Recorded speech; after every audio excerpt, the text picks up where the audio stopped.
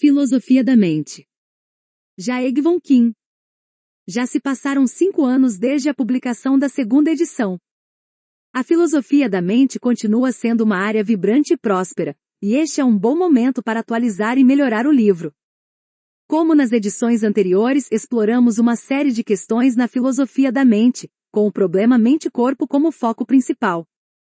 As questões específicas abordadas e nossa abordagem geral pertencem ao que agora é chamado de metafísica da mente, mas nossa discussão aborda questões na epistemologia e na linguagem da mente, e em vários pontos são exploradas as implicações de nossas considerações para o status das ciências cognitivas e comportamentais.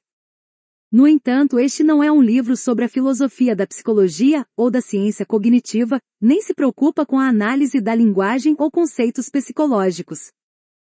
Seu principal tema é a natureza da mente, sua relação com nossa natureza corporal e seu lugar em um mundo que é essencialmente material. A principal novidade desta edição é uma cobertura expandida da consciência. O capítulo único sobre consciência foi substituído por 2 capítulos, um sobre a natureza da consciência e outro sobre seu status filosófico e científico. Isso reflete o contínuo aumento de atividade nos estudos sobre consciência, tanto na filosofia quanto nas ciências. É possível argumentar que a consciência é agora o tópico mais debatido na filosofia da mente, e o boom não mostra sinais de desaceleração. Em parte para abrir espaço para o capítulo adicional sobre consciência, o último capítulo da segunda edição, sobre redução e fisicalismo, foi retirado, com parte do material absorvido pelo segundo dos 2 capítulos sobre consciência. A maior parte dos capítulos restantes foi ampliada com novo material de várias maneiras. E eu fiz o que pude para melhorar a legibilidade e clareza da escrita. Mas as ideias orientadoras das edições anteriores permanecem as mesmas. Em particular, os capítulos são destinados a serem lidos como ensaios independentes. As referências cruzadas são fornecidas principalmente para ajudar o leitor, elas não devem interromper o fluxo narrativo ou a continuidade. Como a maioria das obras filosóficas contemporâneas, este livro é orientado por argumentos e apresenta um ponto de vista. Embora tenha sido escrito para novos leitores na área como público principal, não é uma pesquisa passiva e desapaixonada da área, onde tenho minhas opiniões, o leitor saberá onde eu me posiciono. Curiosamente, mas talvez não surpreendentemente, tem sido mais difícil escrever sobre tópicos sobre os quais não tenho opiniões firmes. No entanto, tentei apresentar imagens justas e equilibradas de abordagens e perspectivas alternativas. Ficarei feliz se o livro servir como estímulo para o leitor se envolver com os problemas da mente e tentar lidar com eles.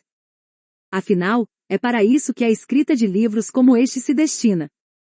Shivo Kwon, meu assistente de pós-graduação em Brown, me deu ajuda inestimável com eficiência, inteligência e boa disposição. Sou grato a Carl Lambert, meu ex-editor da Westphal, por seu apoio e incentivo. Por fim, quero agradecer aos filósofos que responderam ao pedido de Cara por comentários sobre a segunda edição como um texto de curso. Seus comentários sinceros e perspicazes foram muito informativos e úteis. Providence, Rhode Island, setembro de 2010. Capítulo 1. Introdução. Ao lidar com a infinidade de coisas e eventos que encontramos a cada momento de nossa vida desperta, tentamos organizá-los em pedaços gerenciáveis. Fazemos isso classificando as coisas em grupos, categorizando-as como pedras, árvores, peixes, pássaros, tijolos, fogos, chuvas, e inúmeras outras coisas, e descrevendo-as em termos de suas propriedades e características, como grande, ou pequeno, alto, ou baixo, vermelho, ou amarelo, lento, ou rápido, e assim por diante. Uma distinção que aplicamos quase instintivamente a praticamente tudo se é um ser vivo. Pode ser um pássaro morto, mas ainda assim sabemos que é o tipo de coisa que vive, ao contrário de uma pedra ou um vaso de cerâmica, que não poderia estar morto. Há exceções, é claro, mas é incomum para nós saber o que algo é sem ao mesmo tempo saber ou ter alguma ideia sobre se é um ser vivo. Outro exemplo, quando conhecemos uma pessoa, quase sempre sabemos se ela é do sexo masculino ou feminino. O mesmo vale para a distinção entre coisas ou criaturas com mente e aquelas sem mente. Isso também é um dos contrastes mais básicos que usamos em nossos pensamentos sobre as coisas no mundo. Nossas atitudes em relação a criaturas que são conscientes e capazes de experimentar sensações como dor e prazer são significativamente diferentes de nossas atitudes em relação a coisas que não possuem essas capacidades, meros pedaços de matéria ou plantas sem sentidos, como testemunham as controvérsias sobre vegetarianismo e experimentos científicos envolvendo animais vivos.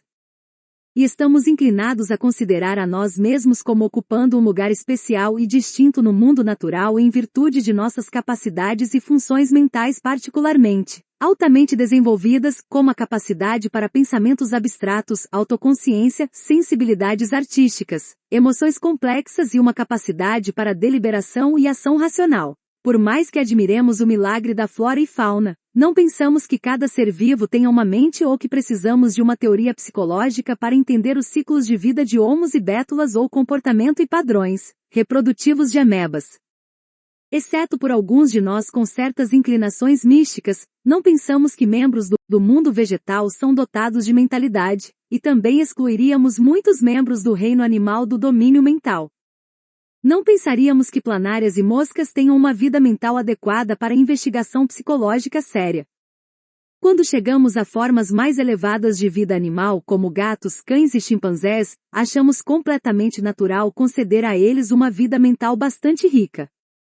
Eles certamente são conscientes no sentido de que experimentam sensações como dor, coceira e prazer, percebem seus arredores mais ou menos da mesma maneira que nós e usam as informações obtidas para guiar seu comportamento. Eles também se lembram de coisas, isto é, armazenam e usam informações sobre seus arredores, e aprendem com a experiência, e certamente parecem ter sentimentos e emoções, como medo, frustração e ansiedade. Descrevemos sua vida psicológica usando as expressões que normalmente usamos para nossos semelhantes. Phoebe está se sentindo apertada dentro da transportadora de animais e todo esse barulho do trânsito a deixou nervosa. A pobrezinha está morrendo de vontade de escapar. Mas os animais, mesmo os mais inteligentes como cavalos e golfinhos, são capazes de emoções sociais complexas como vergonha e culpa. Eles são capazes de formar intenções, se envolver em deliberação e tomar decisões ou realizar raciocínio lógico? Quando descemos a escada da vida animal para, digamos, ostras, caranguejos e minhocas, pensaríamos que sua vida mental é consideravelmente empobrecida em comparação com a de, digamos, um gato doméstico. Certamente essas criaturas têm sensações, pensamos, pois reagem de maneiras apropriadas a estímulos nocivos e têm órgãos sensoriais através dos quais obtêm informações sobre o que acontece ao seu redor e ajustam e modificam seu comportamento de acordo com isso. Mas eles têm mentes? Eles são conscientes? Eles têm mentalidade? O que é ter uma mente ou mentalidade? O que é a filosofia da mente? A filosofia da mente, como qualquer outro campo de investigação, é definida por um grupo de problemas. Como esperado, os problemas que constituem esse campo dizem respeito à mentalidade e às propriedades mentais. Quais são alguns desses problemas? E como eles diferem dos problemas científicos sobre a mentalidade e as propriedades mentais, aqueles que psicólogos, cientistas cognitivos e neurocientistas investigam em suas pesquisas? Existe, em primeiro lugar, o problema de responder à pergunta levantada anteriormente: o que é ser uma criatura com uma mente? Antes de podermos considerar questões como se dispositivos eletromecânicos inorgânicos, por exemplo, computadores e robôs, podem ter uma mente, ou se animais que não falam são capazes de ter pensamentos, precisamos ter uma ideia razoavelmente clara do que é a mentalidade e do que consiste ter um pensamento. Que condições uma criatura ou sistema deve atender se quisermos atribuir a ele uma mente ou mentalidade? Comumente distinguimos entre fenômenos mentais, como pensamentos e experiências sensoriais, e aqueles que não são mentais, como processos digestivos ou a circulação do sangue pelas artérias. Existe uma característica geral que distingue os fenômenos mentais dos não mentais, ou fenômenos meramente físicos. Discutiremos algumas sugestões para responder a essas perguntas mais adiante neste capítulo. Há também problemas relacionados às propriedades mentais específicas ou tipos de estados mentais e sua relação entre si. As dores são apenas eventos sensoriais, elas doem, ou também devem ter um componente motivacional, como a aversão. Pode haver dores das quais não estamos cientes? As emoções, como raiva e ciúme, envolvem necessariamente qualidades sentidas. Envolvem um componente cognitivo, como crença. O que é uma crença de qualquer maneira e como uma crença adquire o conteúdo que tem, digamos, que está chovendo lá fora, ou que 7 mais 5 igual 12. As crenças e os pensamentos exigem uma capacidade de fala? Um terceiro grupo de problemas diz respeito à relação entre mentes e corpos, ou entre fenômenos mentais e físicos. Coletivamente chamado de problema mente-corpo, este tem sido um problema central da filosofia da mente desde que Descartes o introduziu há quase 4 séculos. É um problema central para nós neste livro também. A tarefa aqui é esclarecer e tornar inteligível a relação entre nossa mentalidade e a natureza física de nosso ser, ou mais geralmente, a relação entre as propriedades mentais e físicas. Mas por que devemos pensar que há um problema filosófico aqui? O que exatamente precisa ser esclarecido e explicado? Uma resposta simples poderia ser a seguinte: o mental parece à primeira vista ser totalmente diferente do físico, mas os dois parecem intimamente relacionados entre si.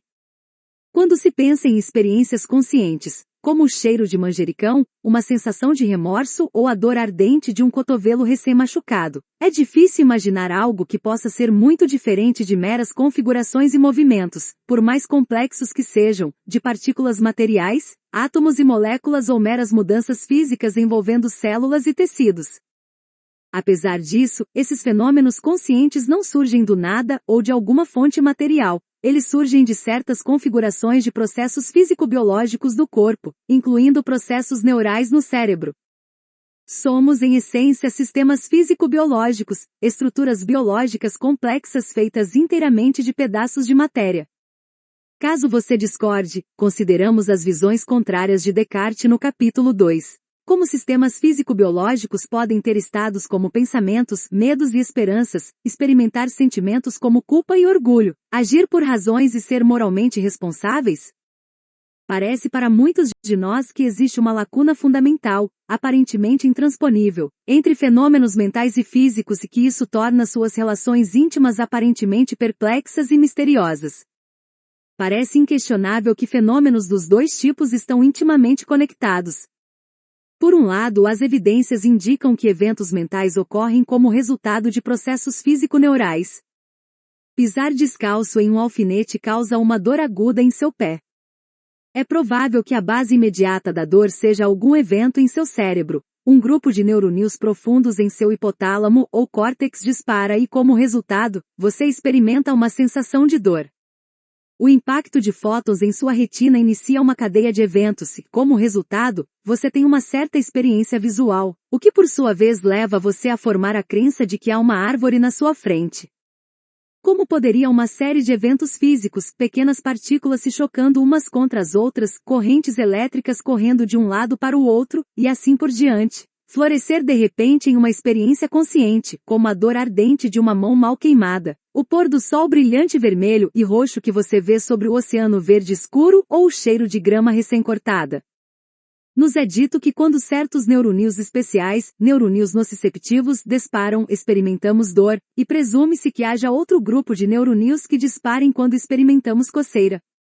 Por que a dor e a coceira não estão trocadas?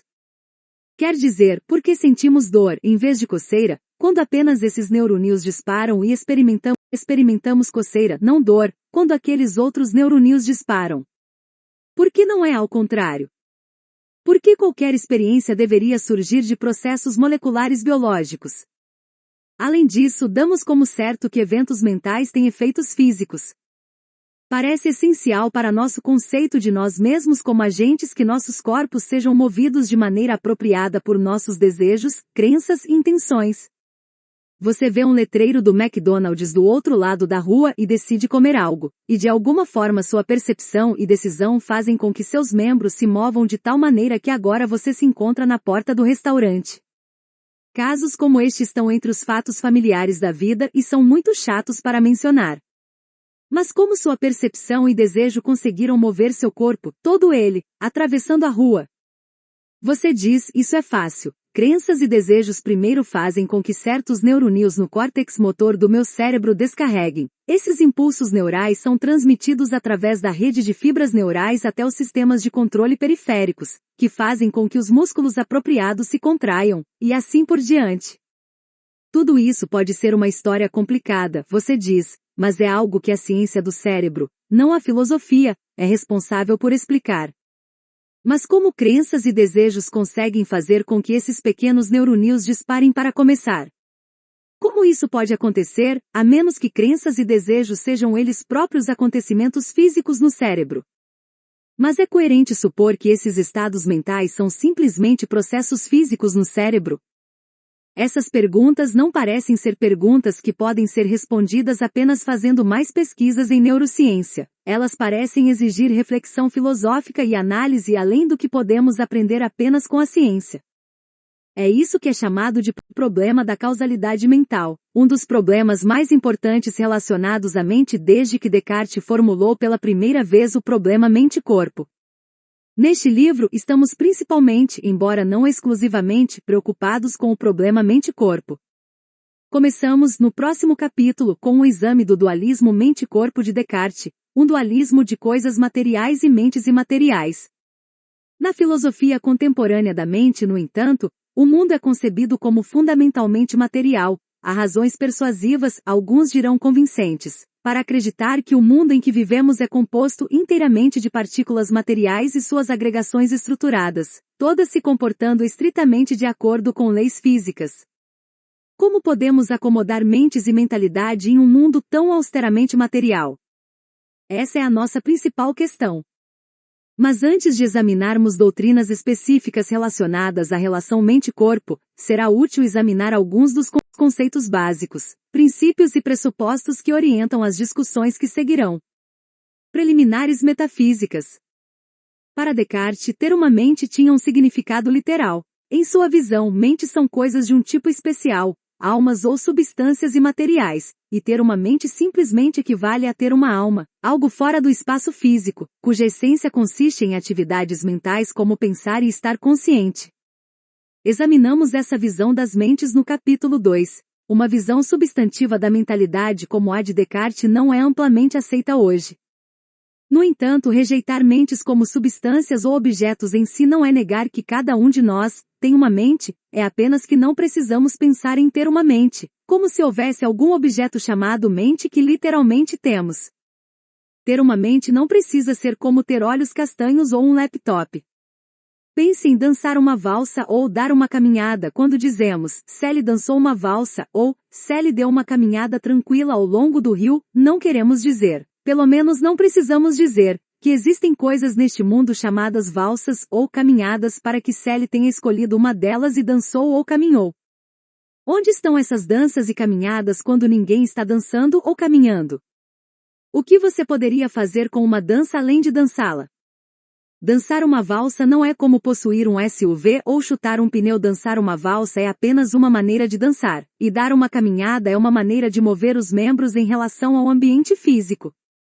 Ao usar essas expressões, não precisamos aceitar a existência de entidades como valsas e caminhadas. Tudo o que precisamos admitir em nossa ontologia, o esquema de entidades que aceitamos como reais, são pessoas que dançam valsas e pessoas que caminham. Da mesma forma, quando usamos expressões como ter uma mente, perder a cabeça, estar fora de si, e outras semelhantes, não é necessário supor que existam objetos neste mundo chamados mentes que temos, perdemos ou estamos fora. Ter uma mente pode ser entendido simplesmente como ter um certo grupo de propriedades, características e capacidades que são possuídas por humanos e alguns animais superiores, mas ausentes em coisas como rochas e árvores. Dizer que alguma criatura tem uma mente é classificá-la como um certo tipo de ser, capaz de certos tipos característicos de comportamentos e funções, sensação, percepção, memória, aprendizado, raciocínio, consciência, ação e coisas do tipo. É menos enganoso, portanto, falar em mentalidade do que em ter uma mente. A gramática superficial deste último abrange a problemática ideia de uma mente substantiva, a mente como objeto de um tipo especial. No entanto, isso não exclui de saída a existência de mentes substantivas, o ponto é apenas que não devemos inferir sua existência do nosso uso de certas formas de expressão. Como veremos no próximo capítulo, há argumentos filosóficos sérios que nos obrigam a aceitar mentes como coisas imateriais. Além disso, uma visão contemporânea influente identifica mentes com cérebros, discutido no capítulo 4. Como dualismo substancial de Descartes, essa visão dá um significado literal a ter uma mente. Simplesmente significaria ter um cérebro de certa estrutura e capacidades. O ponto principal que devemos ter em mente é que tudo isso requer considerações e argumentos filosóficos, como veremos no resto deste livro. A mentalidade é uma categoria ampla e complexa. Como acabamos de ver, há numerosas propriedades e funções específicas por meio das quais a mentalidade se manifesta, como experimentar sensações, entreter pensamentos, raciocinar e julgar, tomar decisões e sentir emoções. Também há propriedades mais específicas que se enquadram nessas categorias, como experimentar uma dor latejante no cotovelo direito, acreditar que Cabul está no Afeganistão, querer visitar o Tibete e ficar irritado com seu colega de quarto.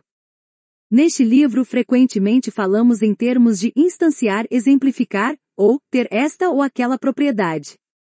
Quando você fecha uma porta em seu polegar, provavelmente estará instanciando ou exemplificando a propriedade de estar com dor, a maioria de nós tem ou instanciou a propriedade de acreditar que a neve é branca, alguns de nós têm a propriedade de querer visitar o Tibete, e assim por diante. Admitidamente, essa é uma maneira um tanto complicada, para não dizer empolada, de falar, mas nos dá uma maneira uniforme e simples de nos referirmos a certas entidades e suas relações. Ao longo deste livro, as expressões mental e psicológico e seus respectivos cognatos são usados de forma intercambiável. Na maioria dos contextos, o mesmo vale para físico e material.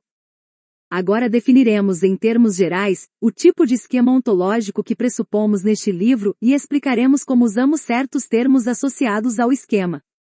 Supomos, em primeiro lugar, que nosso esquema inclui substâncias, ou seja, coisas ou objetos, incluindo pessoas, organismos biológicos e seus órgãos, moléculas, computadores e assim por diante, e que eles têm várias propriedades e se relacionam de várias maneiras entre si. Propriedades e relações são chamadas juntas de atributos. Algumas dessas propriedades são físicas, como ter uma certa massa ou temperatura, ter 1 metro de comprimento, ser mais longo que outro objeto e estar entre 2 outros objetos. Algumas coisas, em particular pessoas e certos organismos biológicos, também podem instanciar propriedades mentais, como estar com dor, temer a escuridão e não gostar do cheiro de amônia. Também falamos de eventos, estados e processos mentais ou físicos e às vezes de fatos.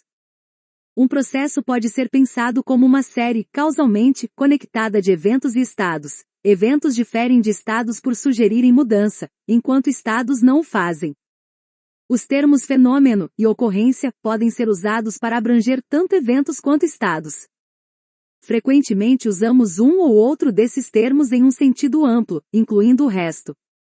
Por exemplo, quando dizemos todo evento tem uma causa, não estamos excluindo estados, fenômenos e o restante.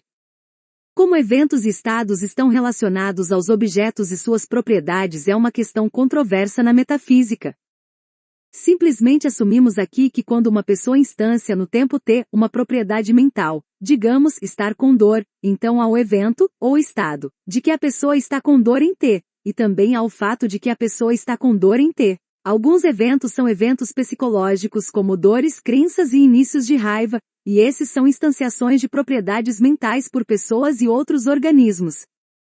Alguns eventos são físicos como terremotos, soluços e espirros, e a disparada de um grupo de neuroníons, e esses são instanciações de propriedades físicas.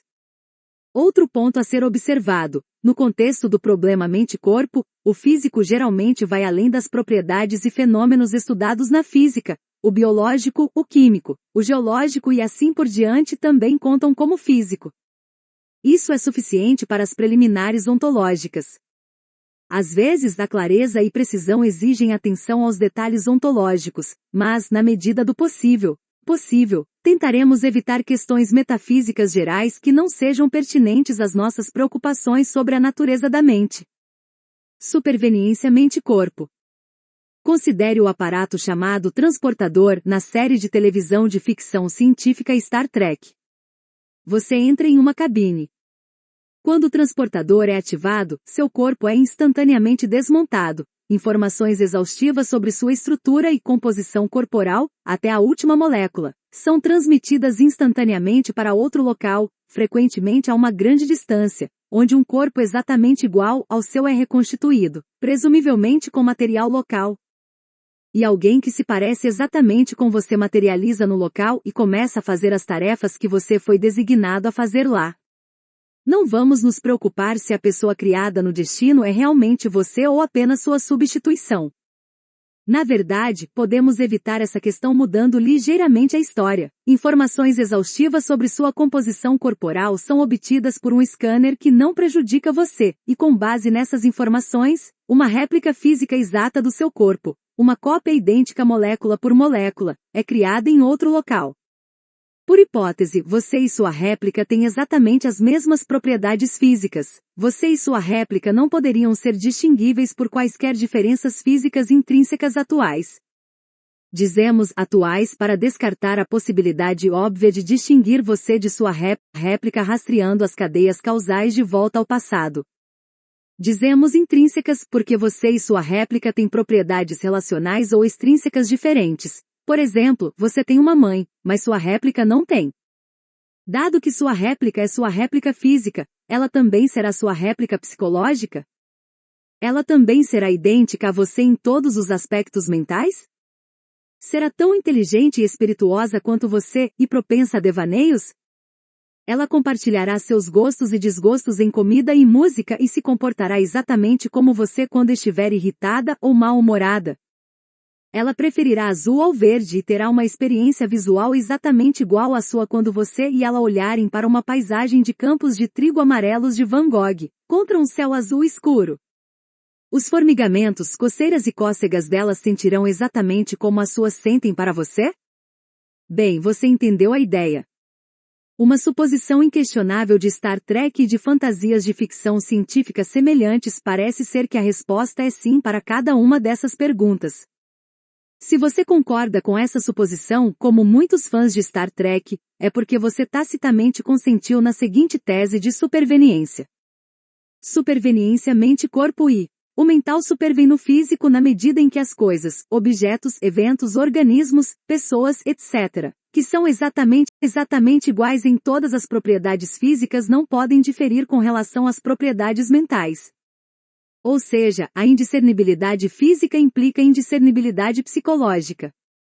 Ou como às vezes é colocado, não há diferença mental sem diferença física.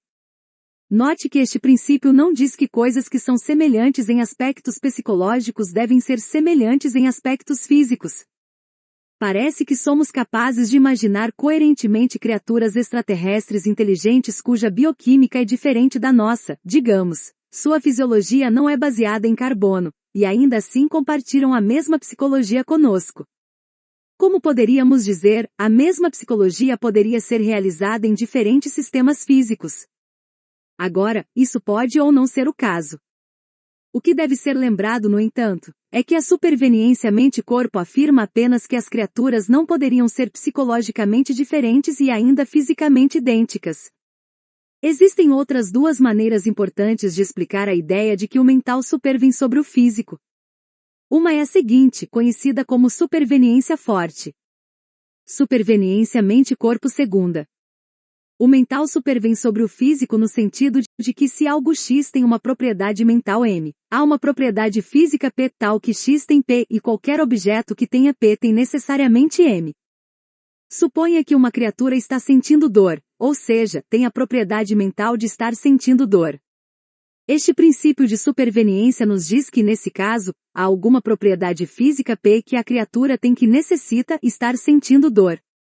Ou seja, a dor tem um substrato físico, ou base de superveniência de tal forma que qualquer coisa que tenha essa propriedade física subjacente deve estar sentindo dor. Assim, esta formulação da superveniência mente-corpo captura a ideia de que a instância de uma propriedade mental em algo depende da sua instância de uma base física apropriada, ou seja, um correlato ou substrato neural. Como esta nova declaração de superveniência mente-corpo está relacionada com a declaração anterior? É bastante simples mostrar que o princípio de superveniência segunda implica, e isto é, se o mental supervém sobre o físico de acordo com segunda, ele também supervém de acordo com I. Se I implica segunda, é mais problemático. Para fins práticos, no entanto, os dois princípios podem ser considerados equivalentes, e fazemos uso deles neste livro sem nos preocuparmos com suas diferenças sutis. Existe outra maneira comum de entender a relação de superveniência. Superveniência mente-corpo terceira. O mental supervém sobre o físico no sentido de que mundos que são iguais em todos os aspectos físicos são também iguais em todos os aspectos mentais. Na verdade, mundos que são fisicamente iguais são exatamente iguais em geral. Essa formulação de superveniência, chamada de superveniência global, afirma que se houvesse outro mundo que fosse exatamente igual ao nosso em todos os aspectos físicos, com as mesmas partículas, átomos e moléculas nos mesmos lugares e as mesmas leis que governam o seu comportamento, os dois mundos não poderiam diferir em nenhum aspecto mental. Se Deus criou esse mundo, tudo o que ele teve que fazer foi colocar as partículas básicas certas nos lugares certos e estabelecer as leis físicas básicas, e tudo mais, incluindo todos os aspectos da mentalidade, simplesmente surgiria. Depois que a estrutura física básica é estabelecida, seu trabalho está concluído. Ele não precisa criar mentes ou mentalidades, assim como não precisa criar árvores, montanhas ou pontes. A questão de saber se essa formulação de superveniência é equivalente a uma das duas anteriores é um tanto complicada. Basta dizer que existem relações próximas entre todas as três. Neste livro não temos a oportunidade de usar terceira, no entanto. Ela é apresentada aqui porque é a formulação que alguns filósofos preferem e que você provavelmente encontrará na literatura de filosofia da mente. Para colocar a superveniência mente-corpo em perspectiva, pode ser útil examinar teses de superveniência em outras áreas, na ética e na estética. A maioria dos filósofos morais aceitaria a tese de que as propriedades éticas ou normativas de pessoas, ações e afins são supervenientes em suas propriedades descritivas não morais. Ou seja, se duas pessoas ou duas ações são exatamente iguais em todos os aspectos não morais, digamos, as pessoas são honestas, corajosas, gentis, generosas e assim por diante, elas não poderiam diferir em aspectos morais. Digamos, uma delas é uma pessoa moralmente boa, mas a outra não é. A superveniência parece se aplicar a qualidades estéticas também. Se duas peças de escultura são fisicamente exatamente iguais, mesma forma, tamanho, cor, textura e todos os demais, elas não podem diferir em algum aspecto estético. Digamos, uma delas é elegante, heroica e expressiva, enquanto a segunda não tem essas propriedades. Um mundo molecularmente idêntico ao nosso mundo conterá obras de arte tão bonitas, nobres e misteriosas quanto nossos Michelangelos, Vermeers e Magrittes. Mais um exemplo, assim como se pensa que as propriedades mentais são supervenientes em propriedades físicas, a maioria considera que as propriedades biológicas são supervenientes em propriedades fisicoquímicas mais básicas. Parece natural supor que se duas coisas são exatamente iguais em características físicas e químicas básicas, incluindo, é claro, sua composição e estrutura material, não poderia ser o caso que uma delas seja uma coisa viva e a outra não, ou que uma delas esteja realizando uma certa função biológica, digamos, fotossíntese, e a outra não. Ou seja, coisas fisicoquimicamente indiscerníveis devem ser biologicamente indiscerníveis. Como observado, a maioria dos filósofos aceita essas teses de superveniência. No entanto, se são verdadeiras ou por que são verdadeiras, são questões filosoficamente não triviais. E cada tese de superveniência deve ser avaliada e avaliada por seus próprios méritos. A superveniência mente-corpo, é claro, é nossa preocupação atual. Nossa pronta aceitação da ideia do transportador de Star Trek mostra a forte atração intuitiva da superveniência mente-corpo. Mas isso é verdade? Qual é a evidência em seu favor? Devemos aceitá-la? Estas são questões profundas e complexas. Uma razão é que em espírito e substância, elas se resumem às seguintes questões: o fisicalismo é verdadeiro? Devemos aceitar o fisicalismo? Materialismo e fisicalismo. Já que o materialismo ou fisicalismo, amplamente compreendido, é o quadro básico no qual a filosofia contemporânea da mente tem sido debatida, é útil para nós começarmos com alguma ideia do que é. O materialismo é a doutrina de que todas as coisas que existem no mundo são pedaços de matéria, ou agregados de pedaços de matéria. Não há nada que não seja uma coisa material, nenhum ser transcendental, absolutos hegelianos ou mentes imateriais. O fisicalismo é o sucessor contemporâneo do materialismo. O pensamento é que a noção tradicional de materialismo não se adequava ao que sabemos sobre o mundo material da física contemporânea.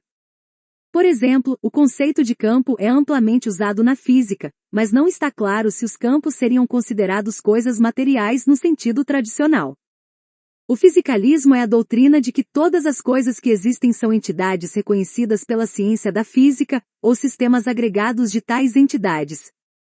De acordo com alguns fisicalistas, os chamados fisicalistas não redutivos, esses sistemas físicos podem ter propriedades não físicas, propriedades que não são reconhecidas pela física ou reduzíveis a ela. Propriedades psicológicas estão entre as principais candidatas a tais propriedades não físicas possuídas por sistemas físicos.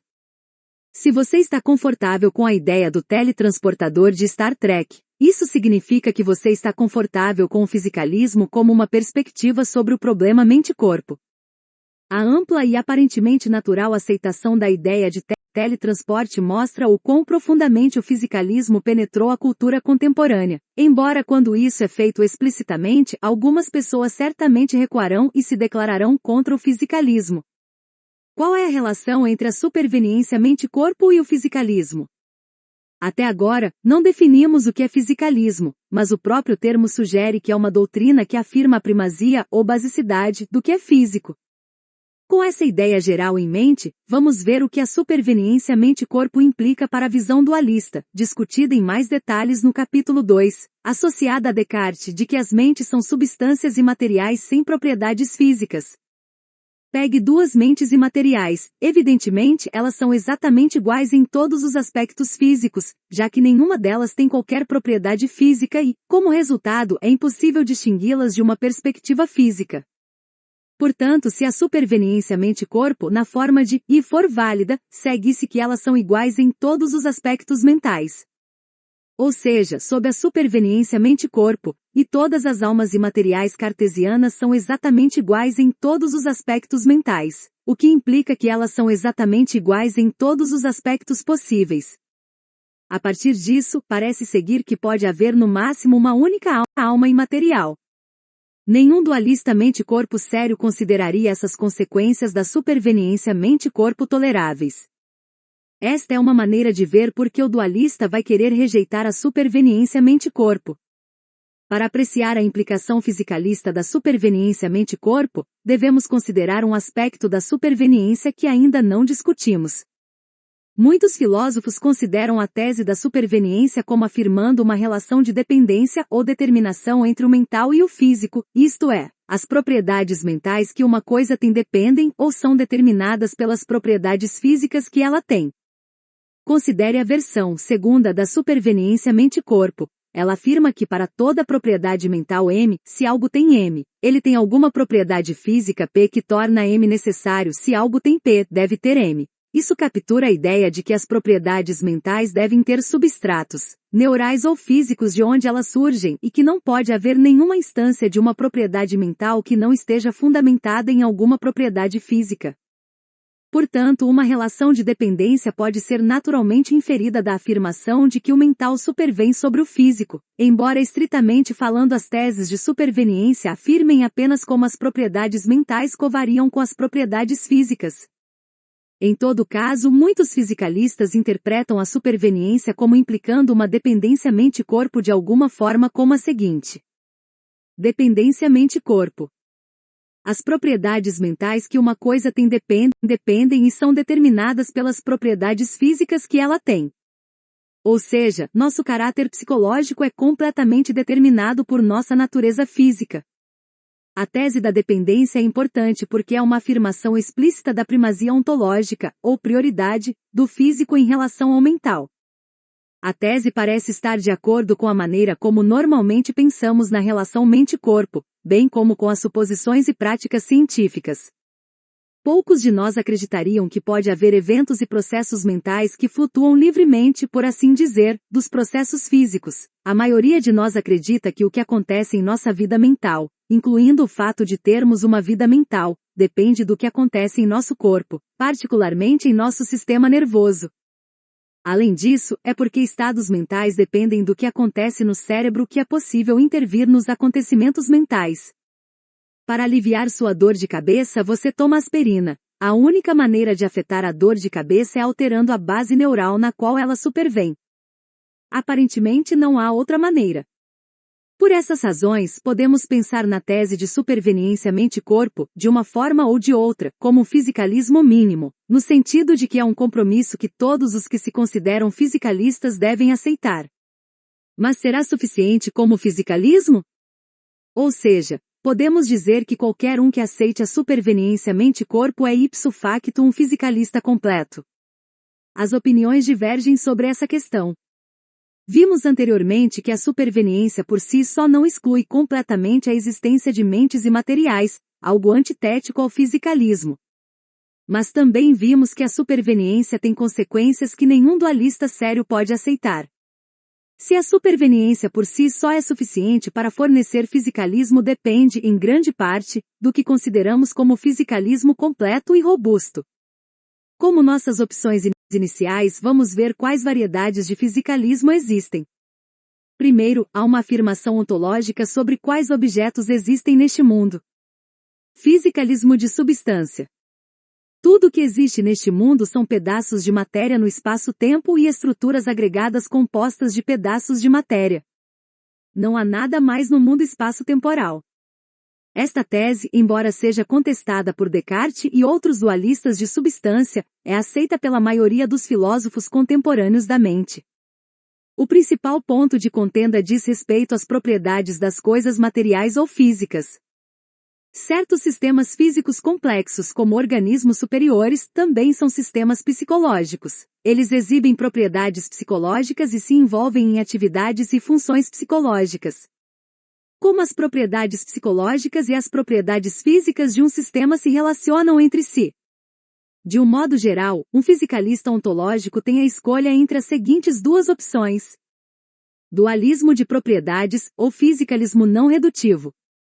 As propriedades psicológicas de um sistema são distintas e irreduzíveis às suas propriedades físicas. Fisicalismo redutivo, ou fisicalismo de tipo. Propriedades psicológicas, ou tipos, são redutíveis a propriedades físicas, tipos. Ou seja, propriedades e tipos psicológicos são propriedades e tipos físicos. Existem apenas propriedades de um tipo exemplificadas neste mundo, e elas são propriedades físicas. Lembre-se de que, para nossos propósitos, as propriedades físicas incluem propriedades químicas, biológicas e neurais, não apenas aquelas investigadas na física básica, como energia, massa ou carga. Você poderia ser um dualista de propriedade porque rejeita a superveniência mente-corpo, mas então você não seria considerado um fisicalista, já que, como argumentamos, a superveniência mente-corpo é um elemento necessário do fisicalismo. Entretanto, geralmente se supõe que a superveniência mente-corpo é consistente com o dualismo de propriedade. A afirmação de que as propriedades psicológicas supervenientes são irreduzíveis e não idênticas às propriedades físicas subjacentes. Em defesa dessa afirmação, alguns apontam o fato de que filósofos que aceitam a superveniência de propriedades morais em propriedades descritivas não morais, em sua maioria, rejeitam a reducibilidade de propriedades morais como ser bom ou ser correto, a propriedades descritivas não morais e puramente descritivas. A situação parece ser a mesma no caso da superveniência estética e das propriedades estéticas. Alguns filósofos que rejeitam o fisicalismo redutivo ou de tipo como sendo muito ambicioso e abrangente abraçam o fisicalismo de Tolkien, a tese de que embora os tipos psicológicos não sejam idênticos aos tipos físicos, cada evento psicológico individual, ou token de evento, é um evento físico. Portanto, a dor, como uma categoria mental, não é idêntica a um tipo de evento ou estado físico, nem é redutível a ele, e ainda assim cada instância individual de dor essa dor aqui e agora geralmente é um evento físico. O fisicalismo de Tolkien é considerado uma forma de fisicalismo não redutivo. O debate contínuo entre fisicalistas não redutivos e fisicalistas redutivos tem moldado amplamente o debate contemporâneo sobre o problema mente-corpo. Variedades dos fenômenos mentais. É útil neste ponto olhar para algumas categorias principais de eventos e estados mentais.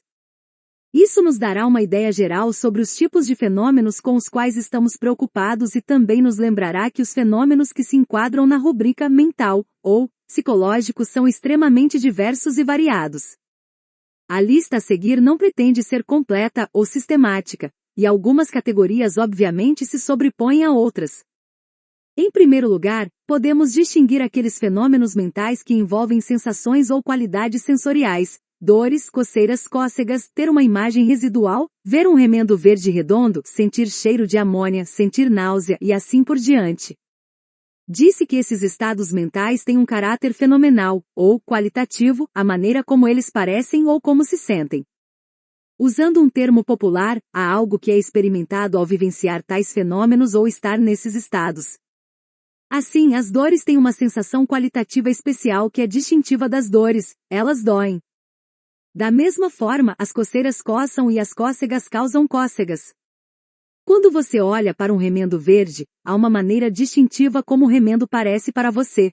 Ele parece verde, e sua experiência visual envolve essa aparência verde. Cada sensação tem sua própria sensação distintiva e é caracterizada por uma qualidade sensorial que parecemos ser capazes de identificar diretamente, pelo menos em relação ao tipo geral a que pertence, por exemplo, dor, coceira ou verde. Esses itens são chamados de estados fenomenais ou qualitativos ou às vezes sensações puras. No entanto, qualia agora se tornou o termo padrão para esses estados qualitativos sensoriais, ou as qualidades sensoriais experimentadas nesses estados. Coletivamente, esses fenômenos mentais são ditos constituir consciência fenomenal.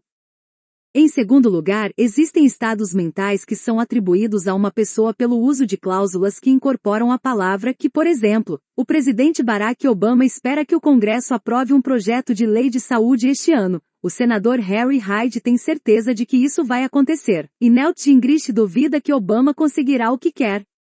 Tais estados são chamados de atitudes proposicionais.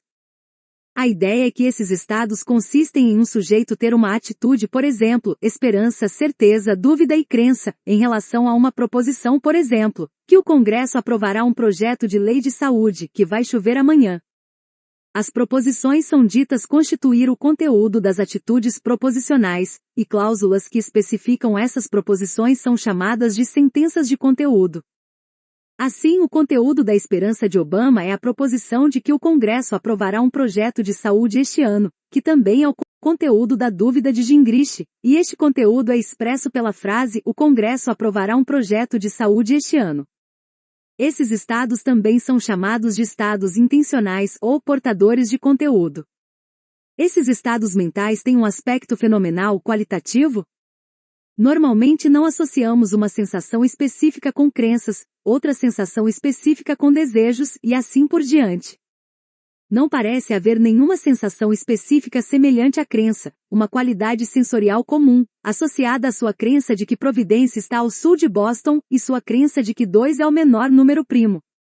Pelo menos parece que podemos dizer isso. Se você acredita que 2 é o menor número primo e eu também, não parece nem precisa haver qualquer qualidade sensorial comum que ambos experimentamos em virtude de compartilhar essa crença. A importância desses estados intencionais não pode ser exagerada. Grande parte do nosso pensamento e teorização psicológica comum, senso comum, ou psicologia popular envolve atitudes proposicionais. Fazemos uso deles o tempo todo para explicar e prever o que as pessoas farão. Por que Mary atravessou a rua? Porque ela queria um café e pensou que poderia conseguir na Starbucks do outro lado da rua. Esses estados são essenciais para a psicologia social, e seus análogos são encontrados em várias áreas da psicologia e ciência cognitiva. E então há vários estados mentais que se enquadram na ampla categoria de sentimentos e emoções. Eles incluem raiva, alegria, tristeza, depressão, euforia, orgulho, constrangimento, remorso, arrependimento, vergonha e muitos outros. Observe que as emoções geralmente são atribuídas a pessoas com uma cláusula que, em outras palavras, alguns estados de emoção envolvem atitudes proposicionais. Por exemplo, você pode ficar envergonhado por ter esquecido de ligar para sua mãe no aniversário dela, e ela pode ficar desapontada por você ter feito isso. Além disso, algumas emoções envolvem crença. Se você está envergonhado por ter esquecido o aniversário de sua mãe, deve acreditar que fez isso. Como a palavra sentimento sugere, muitas vezes há um componente qualitativo especial que associamos a muitas emoções, como raiva e tristeza, embora não seja certo que todas as instâncias de emoção sejam acompanhadas por essas sensações qualitativas ou que haja uma sensação sensorial específica para cada tipo de emoção. Existem também o que alguns filósofos chamam de volições, como a intenção, a decisão e a vontade. Esses estados são atitudes proposicionais, intenções e decisões têm conteúdo. Por exemplo, eu posso ter a intenção de pegar o trem das 10 para Nova York amanhã. Aqui o conteúdo é expresso por uma construção infinitiva, pegar, mas é facilmente explicado em uma frase completa, como em eu pretendo que eu pegue o trem das 10 para Nova York amanhã. Em todo caso, esses estados estão intimamente relacionados às ações. Quando eu pretendo levantar meu braço agora, eu devo agora me comprometer a levantar meu braço. Quando você pretende, ou decide, fazer algo, você se compromete a fazê-lo. Você deve estar preparado não apenas para tomar as medidas necessárias para fazê-lo, mas também para iniciá-las em um momento apropriado. Isso não quer dizer que você não possa mudar de ideia, ou que você terá necessariamente sucesso. É dizer que você precisa mudar sua intenção para ser liberado do compromisso com a ação. Segundo alguns filósofos, todas as ações intencionais devem ser precedidas por um ato de volição. Ações geralmente envolvem movimentos de nossos corpos, mas elas não parecem ser apenas movimentos corporais. Meu braço está subindo, assim como o seu. No entanto, você está levantando seu braço, mas eu não estou, meu braço está sendo puxado por outra pessoa. O levantamento do seu braço é uma ação, é algo que você faz. Mas o levantamento do meu braço não é uma ação. Não é algo que eu faço, mas algo que acontece comigo. Parece haver algo mental em levantar o braço que está ausente do mero levantamento de um braço. Talvez seja o envolvimento do seu desejo ou intenção de levantar o braço, mas exatamente o que distingue as ações de meros movimentos corporais tem sido objeto de disputa filosófica. Ou considere algo como comprar um pão. Evidentemente, alguém que pode realizar o ato de comprar um pão deve ter crenças e desejos apropriados. Ela deve, por exemplo, ter o desejo de comprar pão, ou pelo menos o desejo de comprar algo e conhecimento do que é o pão. E para fazer algo como comprar, você deve ter conhecimento, ou crenças, sobre o que constitui a compra em vez de, por exemplo, emprestar ou simplesmente pegar, sobre dinheiro e troca de bens e assim por diante. Ou seja, apenas criaturas com crenças e desejos e uma compreensão das convenções e instituições sociais apropriadas podem se engajar em atividades como comprar e vender. O mesmo vale para grande parte do que fazemos como seres sociais. Ações como prometer, cumprimentar e se desculpar pressupõem um pano de fundo rico e complexo de crenças, desejos e intenções, bem como uma compreensão das relações e arranjos sociais. Existem outros itens que geralmente são incluídos sob o rótulo psicológico, como traços de caráter e personalidade: ser honesto, obsessivo, espirituoso, introvertido, hábitos e propensões, ser trabalhador, pontual, habilidades intelectuais, talentos artísticos e assim por diante. Mas podemos considerá-los como sendo mentais de uma forma indireta ou derivada. Honestidade é uma característica mental porque é uma tendência ou disposição a formar desejos de certos tipos, por exemplo, o desejo de dizer a verdade ou não enganar os outros, e agir de maneiras apropriadas, em particular, dizendo apenas o que você acredita sinceramente. Nos capítulos seguintes, focamos em sensações e estados intencionais. Eles nos fornecem exemplos de estados mentais quando discutimos o problema mente-corpo e outras questões. Também discutimos alguns problemas filosóficos específicos sobre esses dois principais tipos de estados mentais. No entanto, em grande parte, evitaremos questões detalhadas como que tipos de estados mentais existem, como eles estão interrelacionados e coisas do tipo. Mas em que sentido todos esses itens variados são mentais ou psicológicos? Existe alguma propriedade ou característica singular, ou um conjunto razoavelmente simples e perspicaz deles, em virtude dos quais todos eles contam como mentais? Existe uma marca do mental. Várias características foram propostas por filósofos para servir como marca do mental, um critério que separaria fenômenos ou propriedades mentais daqueles que não são mentais. Cada uma delas tem um certo grau de plausibilidade e pode ser vista como abrangendo uma série de fenômenos mentais, mas como veremos, nenhuma parece ser adequada para todos os diversos tipos de eventos e estados, funções e capacidades que normalmente classificamos como mentais ou psicológicos. Embora não tentemos formular nosso próprio critério do mental, uma revisão de algumas das propostas proeminentes nos dará uma compreensão das principais ideias tradicionalmente associadas ao conceito de mentalidade e destacará algumas das características importantes dos fenômenos mentais, mesmo que, como observado, nenhuma delas pareça ser capaz de servir como uma condição universal, necessária e suficiente de mentalidade. Critérios epistemológicos. Você está sentindo uma forte dor de dente causada por um nervo exposto em um molar. A dor de dente que você sente, mas não a condição do seu dente, é um evento mental. Mas qual é a base dessa distinção? Uma resposta influente diz que a distinção consiste em certas diferenças fundamentais na maneira como você chega ao conhecimento dos dois fenômenos. Conhecimento direto ou imediato.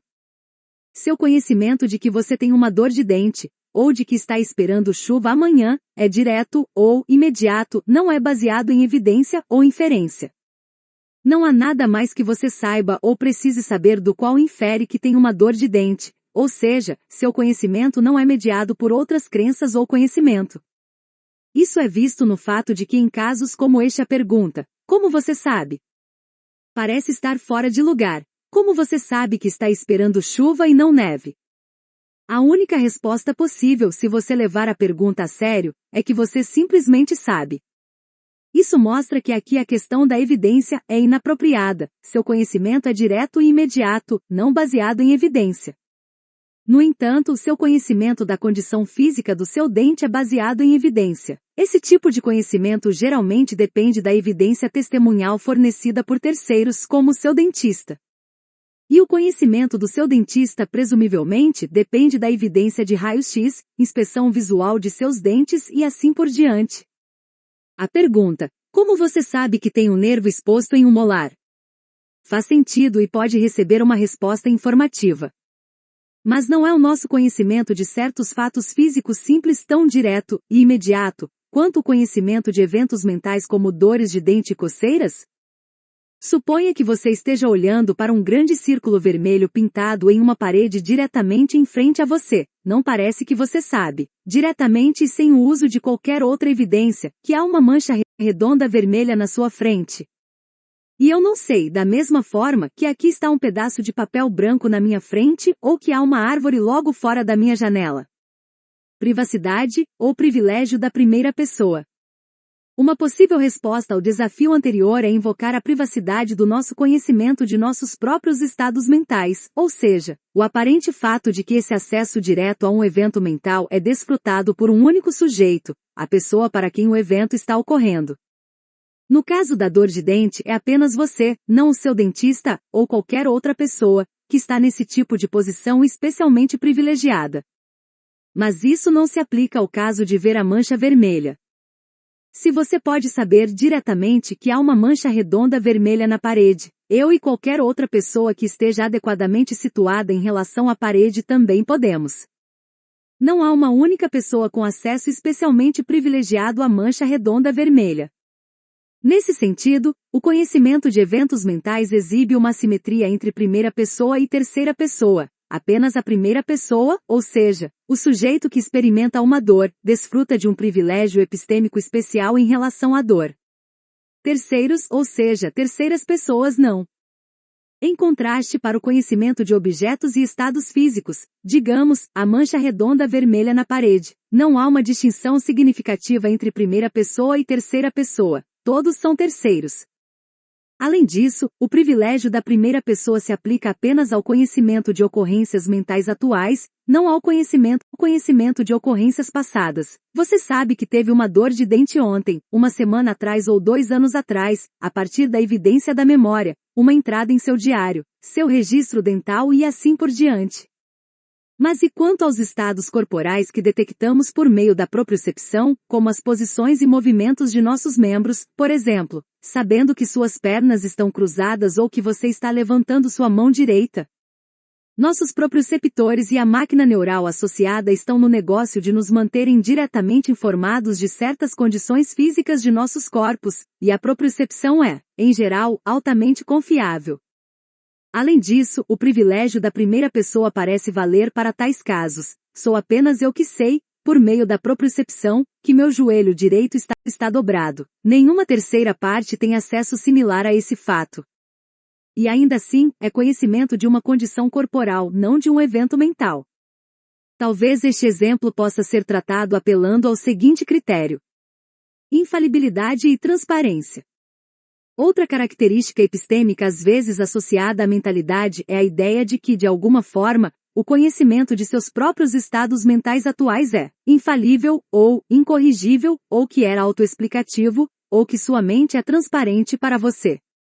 A ideia principal é que eventos mentais, especialmente eventos como dores e outras sensações, têm a seguinte propriedade: você não pode estar enganado sobre se está experimentando eles. Ou seja, se você acredita que está com dor, segue-se que você está com dor, e se acredita que não está com dor, então não está. Não é possível ter falsas crenças sobre suas próprias dores. Nesse sentido, seu conhecimento de sua própria dor é infalível. Dores chamadas psicossomáticas são dores mesmo assim, elas podem doer tanto quanto as outras. O mesmo pode ocorrer com o conhecimento de suas próprias atitudes proposicionais como crença. Descartes afirmou famosamente que você não pode estar enganado sobre o fato de que duvida ou que pensa.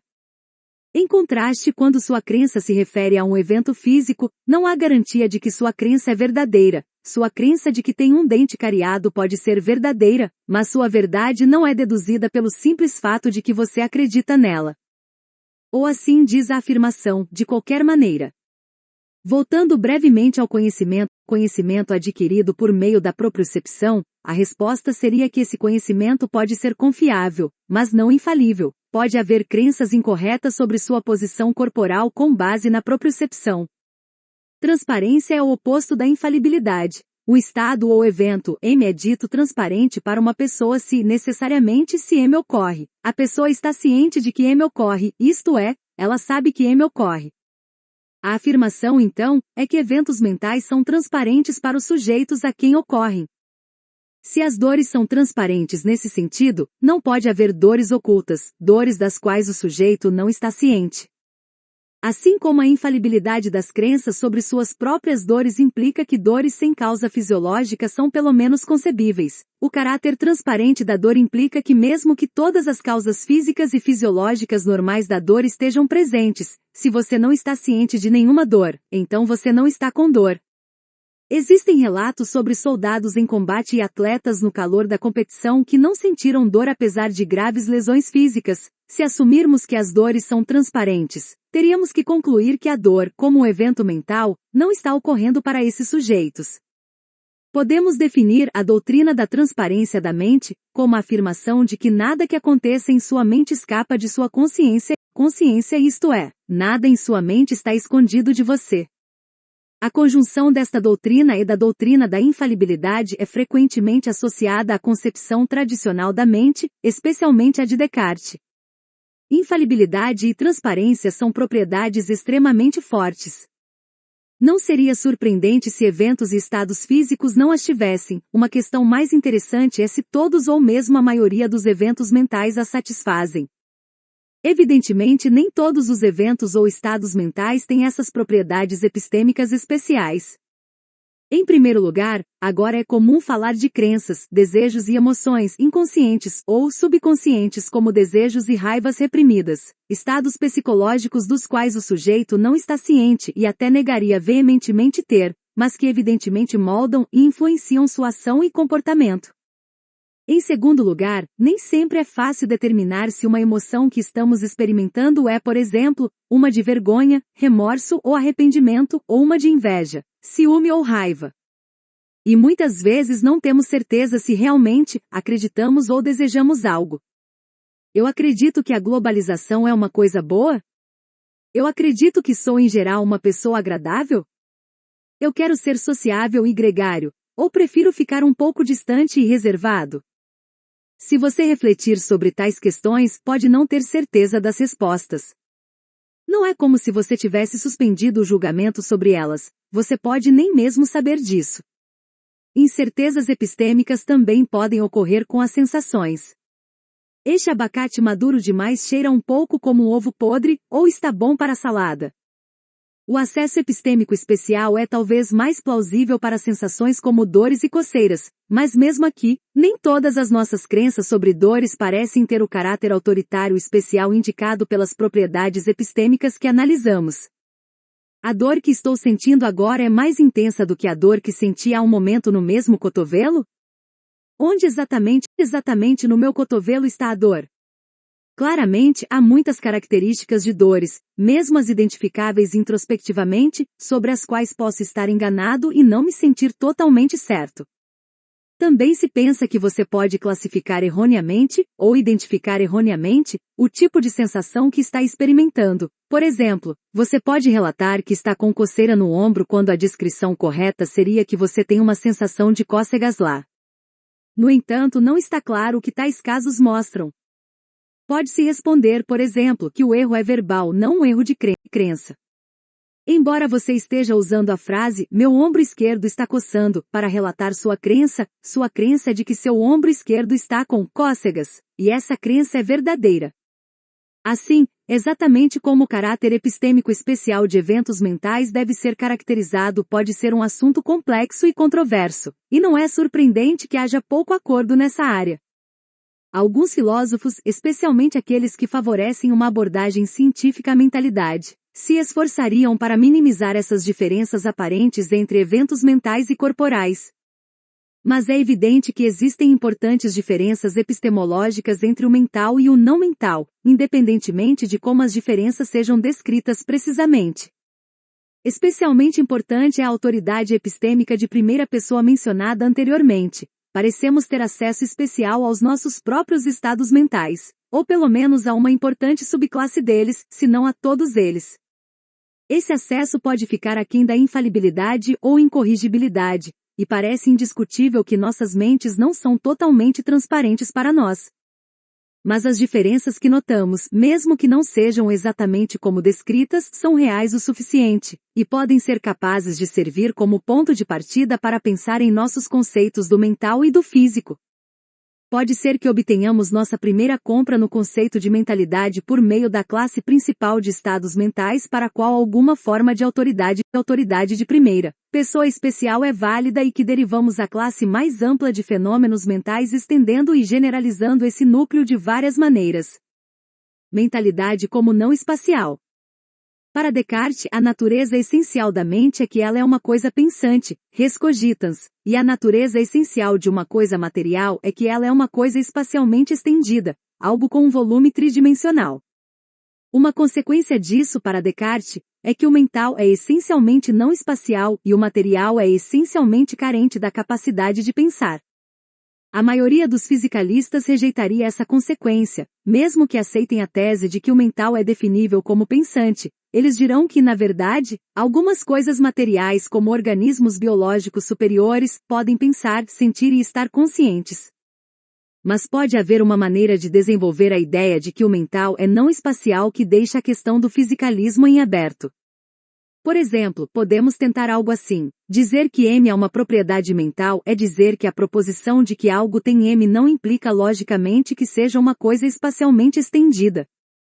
Isso permite a possibilidade de que algo que tenha M seja, de fato, uma coisa espacialmente estendida, embora não seja necessário ser. Então pode ser que, como uma questão de fato contingente, todas as coisas que têm propriedades mentais sejam coisas espacialmente estendidas, como seres humanos e outros organismos biológicos. Assim, a partir da proposição de que algo X acredita que 4 é um número par, não parece seguir que X seja uma coisa espacialmente estendida.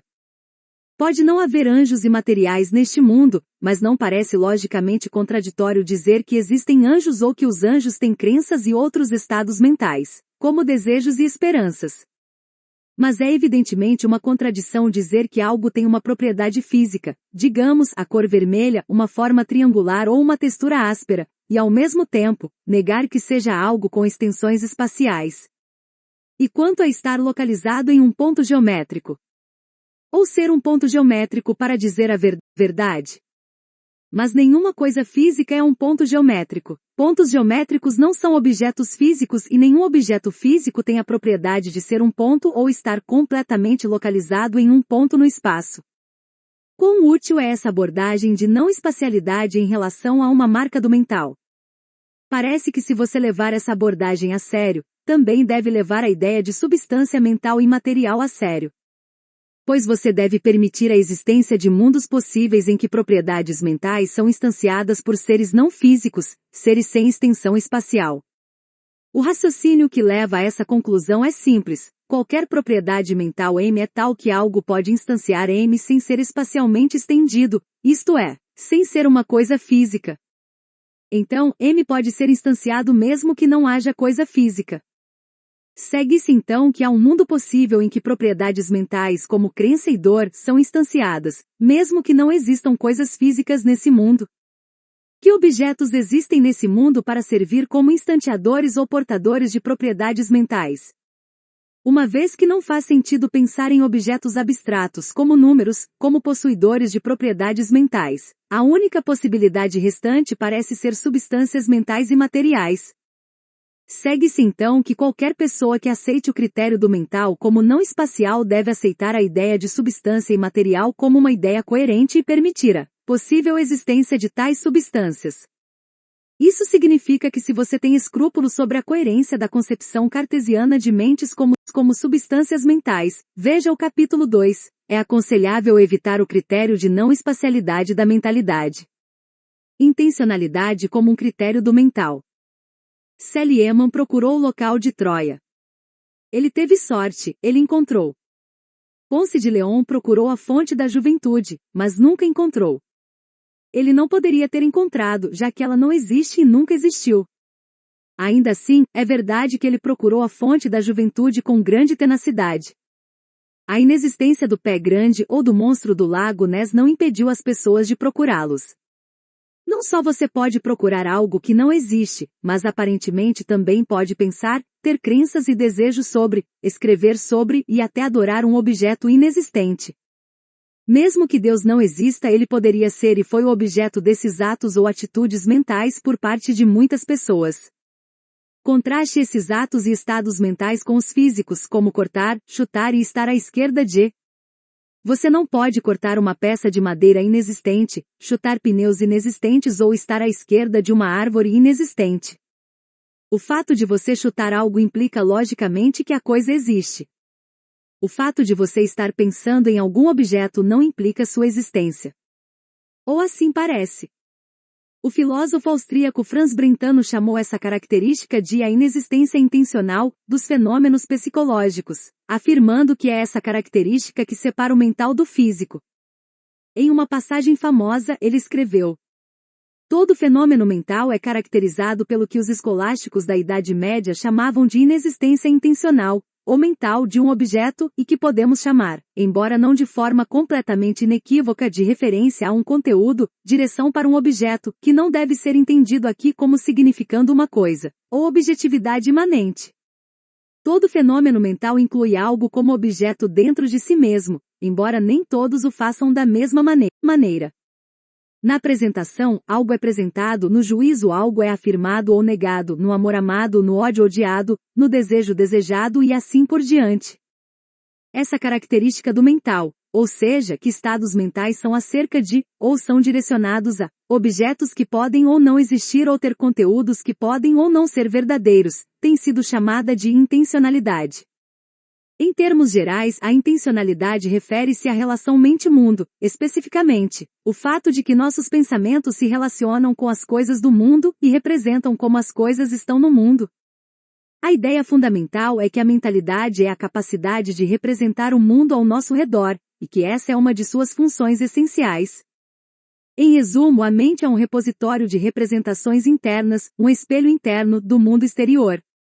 O conceito de intencionalidade pode ser subdividido em intencionalidade referencial e intencionalidade de conteúdo. A intencionalidade referencial diz respeito à relação ou referência de nossos pensamentos, crenças, intenções e coisas do tipo. Quando Ludwig Wittgenstein perguntou, o que faz com que minha imagem dele seja uma imagem dele? Ele estava pedindo uma explicação do que faz com que um estado mental dado, minha imagem dele, seja sobre ou se refira a um objeto particular, ele, em vez de outra pessoa. Essa pessoa pode ter um irmão gêmeo idêntico, e sua imagem pode se encaixar em seu irmão gêmeo tão bem, talvez até melhor, mas sua imagem é dele, não de seu irmão gêmeo. Você pode nem mesmo saber que ele tem um irmão gêmeo. Nossas palavras também se referem a objetos ou são direcionadas a eles. Monte Everest se refere ao Monte Everest, e cavalo se refere a cavalos. A intencionalidade do conteúdo diz respeito ao fato de que, como vimos, uma classe importante de estados mentais, ou seja, atitudes proposicionais como crenças, esperanças e intenções, tem conteúdos ou significados, que muitas vezes são expressos por frases completas. É em virtude de terem conteúdos que nossos estados mentais representam estados de coisas no mundo. Minha percepção de que há girassóis no campo representa o fato ou estado de coisas de haver girassóis no campo, e sua lembrança de que houve uma tempestade na noite passada representa o estado de coisas de ter havido uma tempestade na noite passada.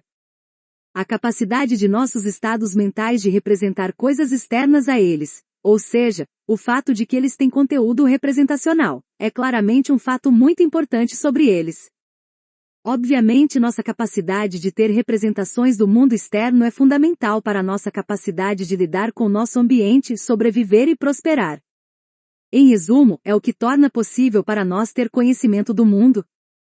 De acordo com uma explicação padrão, ter conhecimento é uma questão de ter representações mentais com conteúdos verdadeiros, ou seja, representações que representam corretamente.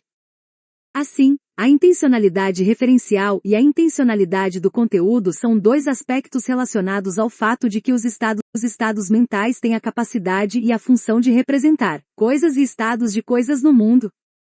O pensamento de Brentano parece ser que essa capacidade representacional é a essência da mente. É a função essencial e a razão de ser da mente. Mas a intencionalidade pode servir como característica definidora para toda a mentalidade? Em relação à ideia de representação, há um ponto que devemos ter em mente: uma representação tem condições de satisfação. No caso de representações com intencionalidade de conteúdo, como a crença de que a neve é branca, elas podem ser avaliadas em termos de verdade ou correção. Representações pictóricas ou visuais podem ser avaliadas em termos de graus de precisão e fidelidade. Isso significa que uma representação pode falhar em representar corretamente, ou seja, pode distorcer. No caso da intencionalidade referencial, como Londres, e a fonte da juventude, podemos falar sobre elas se referirem com sucesso ao objeto pretendido, um objeto existente. Londres se refere à cidade de Londres, enquanto a fonte da juventude acabou não se referindo a nada. Com essa preliminar fora do caminho, há 2 pontos sobre a intencionalidade como critério do mental que precisamos discutir. O primeiro é que alguns fenômenos mentais, em particular, sensações corporais como dores, cócegas e orgasmos, não parecem exibir nenhum dos 2 tipos de intencionalidade. A sensação de dor não parece ser sobre, ou se referir a algo, nem tem um conteúdo que possa ser verdadeiro ou falso, exato ou inexato. A dor no meu joelho não significa, ou representa, o fato de que eu torci o ligamento novamente. Mas o sentido de significado aqui parece ser algo como uma indicação causal. A dor significa um ligamento danificado no mesmo sentido em que seu novo e bonito bronzeado significa que você passou o fim de semana na praia. À primeira vista, muitas sensações corporais não parecem ser avaliáveis em termos de verdade ou correção. Ou considere os humores como estar entediado, sentir-se mal e triste, sentir-se animado e assim por diante. Eles representam alguma coisa? Podem ser precisos ou imprecisos? No entanto, a visão de que todos os estados de consciência, incluindo as sensações corporais, são de natureza representacional, tem ganhado recentemente em popularidade e influência, e voltaremos a esse assunto mais tarde nos capítulos 9 e 10. Em segundo lugar, pode-se observar que mentes ou estados mentais não são as únicas coisas que exibem intencionalidade. As linguagens, em particular as palavras e frases, se referem a coisas e têm conteúdos representacionais.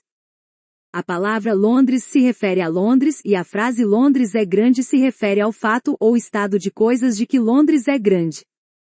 Uma sequência de zeros e uns em uma estrutura de dados de um computador pode significar seu nome e endereço, e tais sequências são, em última análise, estados eletrônicos de um sistema físico. Se esses itens e estados físicos são capazes de referência e conteúdo, como a intencionalidade pode ser considerada uma propriedade exclusiva da mentalidade? A seguinte linha de resposta parece estar aberta, no entanto. Como alguns argumentaram, poderíamos distinguir entre intencionalidade genuína, ou intrínseca, que nossas mentes e estados mentais possuem, e como-se, ou intencionalidade derivada, que atribuímos a objetos e estados que não têm intencionalidade em si próprios. Quando digo que minha impressora de computador gosta de trabalhar com o Windows XP, mas não com o Windows Vista, eu não estou realmente dizendo que minha impressora tem gostos e desgostos.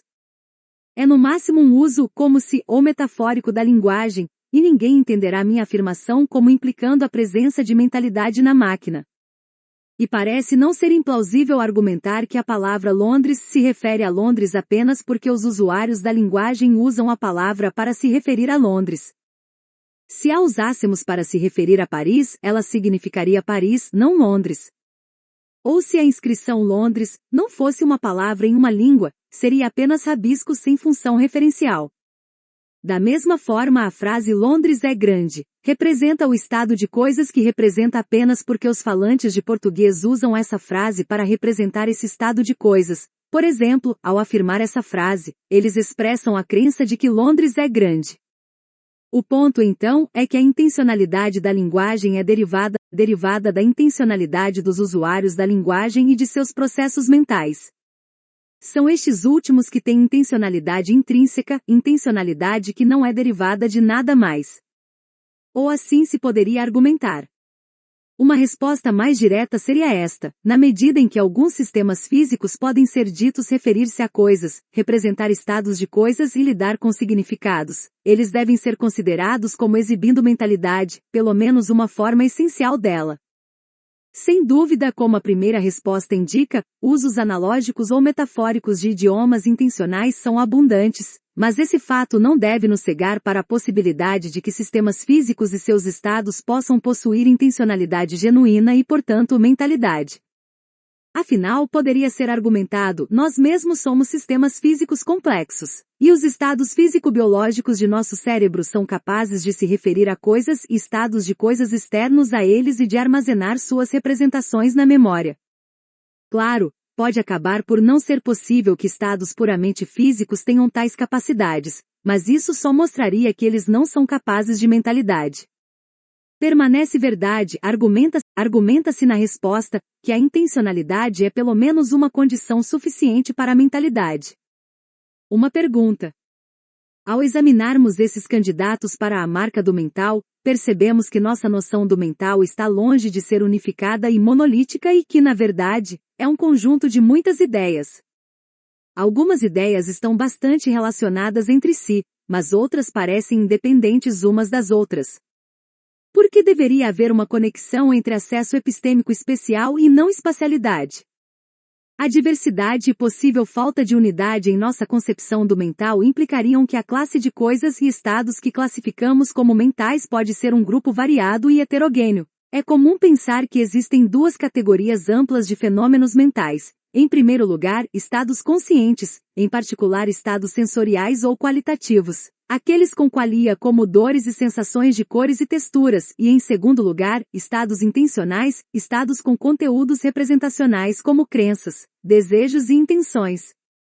Os primeiros parecem ser casos paradigmáticos de estados que satisfazem os critérios epistêmicos do mental, como acesso direto e privacidade, E os últimos são os exemplos principais de estados mentais que satisfazem o critério da intencionalidade. Uma questão importante que ainda está em aberto é a seguinte: em virtude de que propriedade comum os estados sensoriais e os estados intencionais são mentais. O que as dores e as crenças têm em comum em virtude do qual ambas se enquadram na única rubrica de fenômenos mentais. Existem duas abordagens que podem levar a uma resposta, e a uma concepção unificada da mentalidade. Alguns argumentam que a consciência é fundamental e que ela é pressuposta pela intencionalidade, em particular, que todos os estados intencionais são ou conscientes ou, em princípio, possíveis de se tornar conscientes. Ao longo da mesma linha, alguém pode argumentar que apenas seres com consciência são capazes de ter pensamentos com conteúdo e intencionalidade. Tal visão abre a possibilidade de que toda mentalidade esteja, em última análise, ancorada na consciência e que a consciência seja o único fundamento das mentes. Em oposição direta a isso, há a visão cada vez mais influente mencionada acima de que toda consciência, incluindo a consciência fenomenal, tem caráter representacional. Acredita-se que faz parte da essência dos estados conscientes que eles representam coisas como sendo de uma certa maneira, e que isso é tão verdadeiro para as sensações corporais, como a dor, quanto para experiências perceptivas, como ver um vaso verde na mesa. Isso significaria que todos os estados conscientes têm conteúdos representacionais ou intencionais e são direcionados aos objetos e propriedades representados. O representacionalismo sobre a consciência, portanto, leva à visão de que a intencionalidade é a única marca que caracteriza toda a mentalidade. Assim, um potencial benefício do representacionalismo da consciência poderia ser uma concepção unificada e satisfatória de mentes e mentalidade. Para leitura adicional. Leitores interessados em questões filosóficas da ciência cognitiva podem explorar Andy Clark e Minvari, a Introduction to the Philosophy of Cognitive Science, Barbara von Eckart, What is Cognitive Science? Robert M. Harnish, Minds, Brains, Computers, An Historical Introduction to the Foundations of Cognitive Science. Tambum salutius duas antologias, Minds, Brains, and Computers, edited por Denise Delarosa Cummins e Robert Cummins, Readings in Philosophy and Cognitive Science, edited por Alvin Goldman. O Oxford Handbook of Philosophy of Mind, edited por Brian McLaughlin, Ansgar Beckerman e Sven Walter, e uma obra de referência abrangente e altamente útil. As seguintes enciclopédias gerais de filosofia apresentam muitos artigos excelentes, alguns com extensas bibliografias, sobre tópicos em filosofia da mente e campos relacionados. Stanford Encyclopedia of Philosophy, http://plateau.stanford.edu, fecha parênteses. Macmillan Encyclopedia of Philosophy, segunda edição, editado por Donald Borcher Torcher Borbo, e Routledge Encyclopedia of Philosophy, editado por Edward Craig. A seção Mind e Cognitive Science da Philosophy Compass, www.blackwell-compass.com. Inclui muitas pesquisas atualizadas sobre uma variedade de tópicos em filosofia da mente. A Internet Encyclopedia of Philosophy, www.iep.1.edu, possui muitas entradas úteis em sua seção Mind e Cognitive Science. Em geral, no entanto, os leitores devem exercer a devida cautela ao consultar recursos na web. Existem muitas boas antologias gerais sobre filosofia da mente. Para mencionar uma amostra, The Philosophy of Mind, editado por Brian Biackley e Peter Ludlow, Philosophy of Mind, Classical and Contemporary Readings, editado por David J. Chalmers, Problems in Mind, editado por Jack S. Crumley II, Philosophy of Mind, A Guide and Anthology, editado por John Rayl, Mind and Cognition, a Anthology, terceira edição, editado por William G. Lican e Jesse Prince, Philosophy of Mind, Contemporary Readings, editado por Timothy O'Connor e David Robb.